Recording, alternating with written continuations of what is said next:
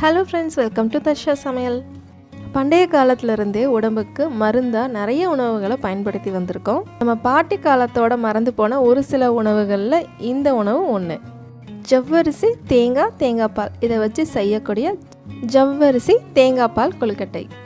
வயிற்றுப்புண், வயிற்றெரிச்சல், ulcer, உடல் உபாதை, சோம்பல் இந்த மாதிரி ஒரு சில பிரச்சனைகளுக்காக நம்ம யூஸ் பண்ணக்கூடிய இந்த கொழுக்கட்டை தேங்காய் பாலோட எடுத்து நம்ம சாப்பிட்றப்போ வயிறு குழு ஜிலுன்னு இருக்கும். பர்சனலாக இதை நான் எக்ஸ்பீரியன்ஸ் பண்ணனால இந்த ரெசிபி கண்டிப்பாக அவங்க கூட ஷேர் பண்ணிக்கணும் அப்படின்றதுக்காக இந்த ரெசிபியை ஷேர் பண்ணுறேன். பாட்டி காலத்து ரெசிபினா சும்மாவா, டேஸ்ட்டு அல்டிமேட்டாக இருக்குங்க. இன்றைக்கி நம்ம எல்லாமே ஆரோக்கியமான பொருட்களாக தான் யூஸ் பண்ணியிருக்கோம். ரெசிபிக்குள்ளே போகிறதுக்கு முன்னாடி நம்ம சேனல் இட்ஸ் தர்ஷா சமையல் இப்போ தான் ஃபர்ஸ்ட் டைம் பார்க்குறீங்க, இன்னும் சப்ஸ்கிரைப் பண்ணல அப்படின்னா மறக்காமல் சப்ஸ்கிரைப் பண்ணிட்டு பக்கத்தில் இருக்க பெல் ஐக்கானை கிளிக் பண்ணிக்கோங்க. சப்ஸ்கிரைப் பண்ணுறப்போ மறக்காமல் லைக் பட்டனே ஒரு தட்டிட்டிங்கன்னா என்னோடய வீடியோஸ் மோஸ்ட்லி நிறைய பேருக்கு ஷேர் ஆகும். ஜவ்வரிசிலேயே நிறைய ரகங்கள் இருக்குது. முதல்ல டிஃப்ரெண்ட் டைப்ஸ் ஆஃப் ஜவ்வரிசி என்னென்னு பார்த்துடலாம். ஒன்று மாவு ஜவ்வரிசி, இன்னொன்று நைலான் ஜவ்வரிசி. இன்றைக்கி நம்ம எடுத்துருக்கிறது வந்து மாவு ஜவ்வரிசி. ஜவ்வரிசியை நம்ம எப்படி சூஸ் பண்ணுறோம் அப்படிங்கிறதுல தான் ஹெல்த் பெனிஃபிட்ஸ் எவ்வளோ நமக்கு கிடைக்க போகுது அப்படிங்கிறது இருக்குது. மோஸ்ட்லி இப்போ இந்த மாதிரி நல்லா பளிச்சுன்னு இருக்கிறது எல்லாத்துலேயுமே வந்து லைம்ஸ்டோன், அதாவது சுண்ணாம்பு மேலே கண்டிப்பாக பட்டை திட்டி தான் வச்சுருப்பாங்க. அப்போ தான் இந்த மாதிரி கலர் வரும். பர்சனலாகவே இதை நான் பார்த்ததுனால ஜவ்வரிசி மோஸ்ட்லி செலக்ட் பண்ணுறப்போ ரொம்ப கேர்ஃபுல்லாக இருக்கணும். நல்ல பழுப்பு கலரில் ஒரு ஜவ்வரிசி அழுக்காக இருக்க மாதிரி இருக்கும். அதெல்லாம் முன்னாடி காலத்தில் அண்ணாச்சி கடையில் கிடச்சது. இப்போ அது கிடைக்கிறது ரொம்ப கஷ்டமாக தான் இருக்குது. அந்த மாதிரி கிடச்சின்னா தயவு செஞ்சு அதை வாங்கி வச்சுக்கோங்க. அதை விட ஹெல்த்தியான ஒரு ஜவ்வரிசி கண்டிப்பாக நமக்கு கிடைக்காது. இன்றைக்கி நான் 2 டிஃப்ரெண்ட் டைப்ஸ் ஆஃப் ஜவ்வரிசி தான் உங்களுக்கு காட்டிகிட்ருக்கேன். ஒன்று வந்து கையில் எடுத்த உடனே இந்த பாருங்கள் எப்படி கையில் சுண்ணாம்பு ஒட்டுதுன்னு நல்லா பார்த்தாவே தெரியும். நான் லைட்டாக தேய்ச்ச உடனே அதில் இருக்கிற அந்த ஒயிட்டான லேயர்ஸ் எல்லாமே அப்படியே வருது பாருங்கள். இது நமக்கு வேண்டாம். இந்த மாதிரி ஜவ்வரிசியை தயவு செஞ்சு வாங்காதீங்க. இது ஒரு சூப்பர் மார்க்கெட்டில் நான் வாங்கினேன். சூப்பர் மார்க்கெட்டில் வாங்குறப்போ தயவு செஞ்சு ரொம்ப ஒயிட்டாக இருந்தால் வாங்காதீங்க. இதை நம்ம அப்படியே உரங்கட்டிடலாம். இது வேறு கடையில் வாங்குறது கொஞ்சம் பழுப்பு வெள்ளை ரெண்டும் கலந்த மாதிரி இருக்குது. எதுக்கு இவ்வளோ மெனக்கேடுறோம் அப்படின்னா ஜவ்வரிசியில் நிறைய ஹெல்த் பெனிஃபிட்ஸ் இருக்குது. டைஜஷன் ப்ராப்ளம் இருக்கிறவங்க, வயிற்றுக்குடலில் ஏற்படக்கூடிய புண்ணு, அதுக்கப்புறம் எலும்பு, தசை இது எல்லாத்தையுமே வந்து நல்லா ஸ்ட்ரென்தன் பண்ணி கொடுக்குது. சரி இல்லாமல் வீக்காக இருக்கிறவங்களுக்கு சட்டுன்னு இம்யூனிட்டி பூஸ்டராகவும் இது செயல்படுது. இந்த கப் அளவுக்கு நான் இன்றைக்கி வந்து ஜவ்வரிசி எடுத்திருக்கேன். முதல்ல ஒரு 6-7 தடவை நாம் இதை நல்லா தண்ணியில் நல்லா தேய்ச்சி கழுவி எடுத்துக்கலாம். நம்ம கழுவ மேலே ஒரு ஒயிட் லேயரில் ஒன்று வந்துகிட்டே இருக்கும். அது மொத்தமாக போகிற அளவுக்கு நல்லா கழுவி எடுத்தாச்சு. இப்போ நம்ம நல்லா கொதிக்க சூடான தண்ணி, நம்ம 1 கப்பு ஜவ்வரிசி எடுத்தோம் இல்லையா, அதுக்கு 2 கப் அளவுக்கு நல்லா சூடான கொதிக்க தண்ணியை நம்ம இந்த மாதிரி ஊற்றி ஒரு மூடி போட்டு ஒரு 20 நிமிஷம் மூடி வச்சிடலாம். இது நல்லா இதுலேயே வந்து ஊறி நல்லா வெந்து வரணும். இப்போது தண்ணி வந்து நல்லா அப்சர்வ் ஆகிடுச்சு. ஆனால் இன்னும் வந்து நமக்கு ஜவ்வரிசி கொஞ்சம் வேகாமல் தான் இருக்குது. ஒரு சில ஜவ்வரிசிகள் தண்ணி வந்து கொஞ்சம் அதிகமாக இழுக்கும். இப்போ நாம் நல்லா கொதிக்கிற தண்ணி இன்னும் 1 கப் அளவுக்கு சேர்த்துடலாம். ஒரு 15 நிமிஷம் நல்லா மூடி வச்சு வேக விட்டுறலாம். அதுக்குள்ளே நம்ம அரைக்கிறதுக்கு தேவையான பொருட்கள் என்னென்னு பார்த்துடலாம். பூரணம் செய்கிறதுக்கு நம்ம தேங்காய் எடுத்துருக்கோம். தேங்காவை வந்து நாம் பூ மாதிரி எடுத்துக்கலாம். இல்லை அப்படின்னா தேங்காவை இந்த மாதிரி எடுத்து பின்னாடி இருக்கிறத வந்து நம்ம பீல் பண்ணி எடுத்துட்டு நம்ம ஜாரில் போட்டு அரைச்சிடலாம். சாப்பிட்றப்ப கொஞ்சம் நல்லாயிருக்கும். தேங்காவை யூஸ் பண்ணால் கொலஸ்ட்ரால் ஏறும் அப்படிங்கிறது ஒரு மெத்துங்க. தேங்காவை நம்ம பச்சையாவோ இல்லை டைரெக்டாவோ குழம்புல ஒரு 5 நிமிஷம் வரைக்கும் கொதிக்க வைக்கிற வரைக்கும் நமக்கு எந்த ஒரு கொலஸ்ட்ராலும் கண்டிப்பாக ஏறாது. தேங்காயில் ஜிங்க், மெக்னீஷியம், பாஸ்பரஸ்லாம் நிறைய இருக்குது. எல்லா உணவு வகையிலையும் நமக்கு இந்த ஜிங்க்கோட சத்து கிடைக்காது. தேங்காயில் அது அதிகமாகவே இருக்குது. அதனால் முடிஞ்ச அளவுக்கு தேங்காவை அப்பப்போ பச்சையாவோ தேங்காய் சட்னியாவோ இல்லை இந்த மாதிரி பூரணமாகவோ யூஸ் பண்ணுறது ரொம்பவே உடம்புக்கு நல்லது. கட் பண்ண தேங்காய் எல்லாத்தையும் மிக்ஸி ஜாரில் சேர்த்துடலாம். இப்போ இது கூட நல்ல டேஸ்ட்டுக்காக 3 ஏலக்காய் அதையும் சேர்த்துடலாம். இது கூட இன்றைக்கி நான் நட்ஸும் சேர்த்துருக்கேன். இது ஆப்ஷனல் தான், சும்மா ரஃப்பாக தான் எடுத்திருக்கேன். ஒரு 4 பாதாம், கொஞ்சமாக நிலக்கடலை, கொஞ்சமாக பொட்டுக்கடலை. இது குவான்டிட்டி எதுவும் இல்லை, ரஃப்பாக ஒரு டேஸ்ட்டுக்காக நான் எடுத்திருக்கேன். உங்களுக்கு விருப்பம் இருந்தால் அதை சேர்த்துக்கோங்க. இல்லை அப்படின்னா வெறும் தேங்காய் ஏலக்காய் மட்டும் அரைச்சி எடுத்துக்கோங்க. இந்த அளவுக்கு நம்ம நார்மலாக புரிந்து கிடைப்போம்ல அந்த மாதிரி அரைச்சி எடுத்துக்கலாம். இப்போ இதை இன்னொரு பவுலில் ட்ரான்ஸ்ஃபர் பண்ணிடலாம்.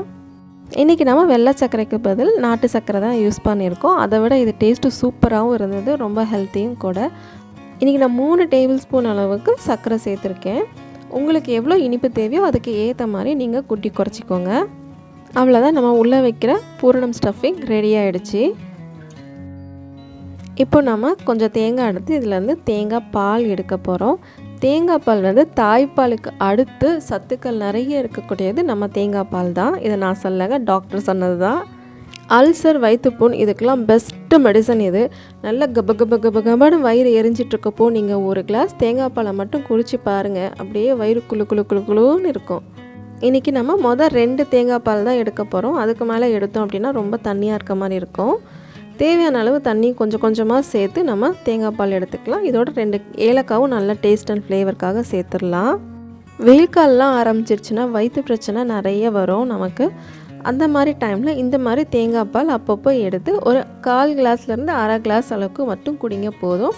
வயிறு வந்து நல்ல குளுன்னு இருக்கிற மாதிரி ஒரு எக்ஸ்பீரியன்ஸ் கிடைக்கும். இது என்னோடய பர்சனல் எக்ஸ்பீரியன்ஸ். வயிறை குளுன்னு நல்லா ஜம்முன்னு பார்த்துக்கிட்டாலே உடம்பு ஆரோக்கியமாக இருக்குங்க. அவ்வளோதான், நம்ம தேங்காய் பால் எடுத்தாச்சு. இப்போ இதில் நம்ம தேவையான அளவுக்கு நாட்டு சர்க்கரை நம்ம சுவைக்கு ஏற்ற மாதிரி சேர்த்துக்கலாம். தேங்காய் பால்லையும் சர்க்கரைக்கு பதில் நாட்டு சர்க்கரை சேர்த்து பாருங்கள், டேஸ்ட்டு அருமையாக இருக்கும்.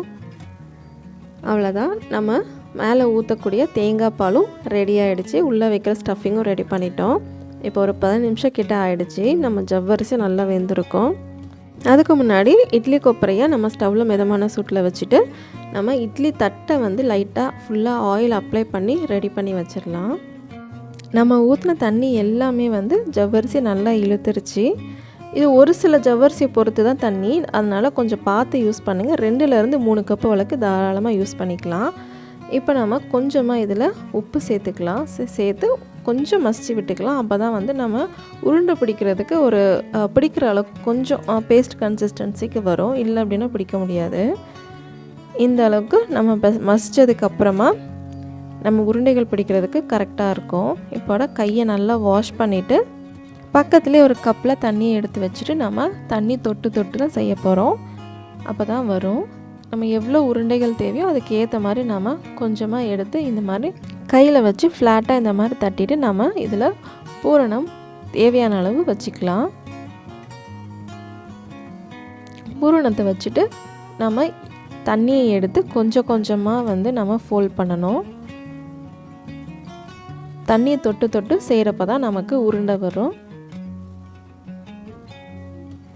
இதே மாதிரி கொஞ்சம் கொஞ்சமாக சுற்றி நம்ம ஃபோல்ட் பண்ணிக்கலாம். கையில் கொஞ்சம் பிசுன்னு ஒட்டும். தண்ணி தொட்டு நம்ம கொஞ்சம் கொஞ்சமாக இந்த மாதிரி செய்கிறப்போ கரெக்டாக நமக்கு உருண்டை வந்துடும். அடுப்பங்கரையில் கூடுதலாக செலவழிக்கும் 20 நிமிடங்கள் நம் ஆரோக்கியத்திற்கு வித்திடும் அப்படிங்கிறத மறந்துடக்கூடாது. அதனால் கொஞ்சம் கஷ்டம் பார்க்காம இதை உருட்டிடலாம். கொஞ்சம் அதை மடக்கிறது மட்டும்தான் கஷ்டம். உருட்டிட்டோம் அப்படின்னா இதை விட டேஸ்டான ஹெல்த்தியான ரெசிபி எதுவும் இல்லை. முதல் தடவை பண்ணுறப்போ மட்டும்தான் கொஞ்சம் வேலையாக இருக்க மாதிரி இருக்கும். ஒரு தடவை பண்ணிவிட்டு அடுத்த தடவை சட்டு பண்ணிவிட்டு போயிட்டே இருக்கலாம். அவ்வளோதான். இதே மாதிரி எல்லா உருண்டைகளும் நாம் உருட்டி எடுத்துடலாம். இப்போ எல்லா உருண்டைகளும் நமக்கு ரெடி ஆகிடுச்சு. இட்லி பாத்திரத்தில் தண்ணி நாம் கொதிக்க வச்சுருந்தோம். அதுவும் நல்லா சூடாகிடுச்சு. ஒரு 10 நிமிஷம் கிட்ட நம்ம இதை நல்லா வேக வச்சு எடுத்துக்கலாம். இட்லி வேக வைக்கிற டைம் தான். அதே மாதிரி வேக வச்சு எடுத்துட்டோம் அப்படின்னா நமக்கு சூப்பராக நல்லா கிறிஸ்டல் கிளியரில் ரெடி ஆயிடும். இப்போ ஒரு 10 நிமிஷம் கிட்ட ஆகிடுச்சி.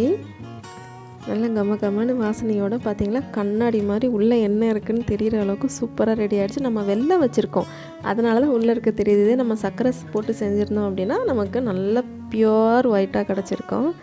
பார்த்திங்களா, உள்ளே வச்சது ஸ்டஃப் வந்து அப்படியே தெரியுது, கிறிஸ்டல் கிளியராக கண்ணாடி மாதிரி சூப்பராக ரெடி ஆகிடுச்சு நம்மளோட ஜவ்வரிசி கொழுக்கட்டை. இது நல்லா ஆறுனதுக்கப்புறம் ஒரு ஸ்பூனை வச்சு எடுத்தோன்னா தான் வரும். இல்லை அப்படின்னா கீழே இருக்க லேயர் ஒட்டிடும். ஒரு ஓரளவுக்கு நல்லா ஆறுனதுக்கப்புறம் எடுத்தோம் அப்படின்னா இங்கே பார்த்திங்களா அப்படி சூப்பராக இருக்குது பார்க்குறதுக்கே. ஆறுனதுக்கப்புறம் சாப்பிட்றப்ப தான் டேஸ்ட்டு நல்லாயிருக்கும். இது நம்ம அப்படியே தட்டில் வச்சு அதுக்கு மேலே தேங்காய் பாலை ஊற்றி அதுக்கு மேலே கொஞ்சமாக அழகாக நம்ம பூரணத்தை வச்சு அந்த தேங்காய் பாலோடு போட்டு சாப்பிட்றப்போ டேஸ்ட்டு சூப்பராக இருக்கும். இந்த ரெசிபி கண்டிப்பாக உங்களுக்கு பிடிச்சிருன்னு நினைக்கிறேன். மறக்காமல் ட்ரை பண்ணி பாருங்கள். டேஸ்ட்டு நிஜமாகவே சூப்பராக இருக்குங்க. வயிறுக்கு குளுன்னு இருக்கும். நீங்களும் கண்டிப்பாக ட்ரை பண்ணி பாருங்கள். உங்கள் வீட்டில் அல்சர் ப்ராப்ளம் இருக்கவங்களுக்கு கொடுத்து பாருங்கள். அதுக்கப்புறம் அவங்களோட ஃபீட்பேக், அவங்களோட எக்ஸ்பீரியன்ஸ் என்ன அப்படிங்கிறத மறக்காமல் கமெண்ட்டில் ஷேர் பண்ணுங்கள். இன்னொரு இன்ட்ரெஸ்டிங்கான சூப்பர் டூப்பர் ரெசிபியோடு உங்களை சந்திக்கிறேன். அன்டில் தென் பாய், டேக் கேர்.